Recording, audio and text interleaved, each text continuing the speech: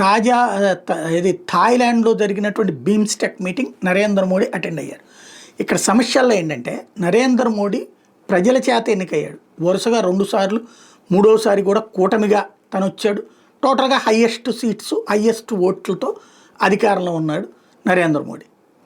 అదే ఇప్పుడు ఆయన కూర్చున్నటువంటి ఆయన అటెండ్ అయినటువంటి బీమ్స్టెక్లో వచ్చేటప్పటికి ఇందులో స్పెషాలిటీ ఏంటంటే నేపాల్ ప్రధానమంత్రి కేపీ శర్మ ఓలీ అక్కడ గందరగోళాల మధ్యన ఆయన ఉన్నాడంటే ఉన్నాడు. చైనా చెప్పు చేతలో నడిచే కీలుబొమ్మ ఆయన పక్కన నుంచోవాల్సి వచ్చింది. అట్లాగే మహమ్మద్ యూనస్ వాడు అసలు ప్రజల చేత ఎన్నికే గాల, ఏకంగా అమెరికా నుంచి సోరోస్ గ్రూప్ పంపించినటువంటి ఒక తురుపు మొక్క అక్కడ సైన్యం వీడికి సహకరిస్తోంది.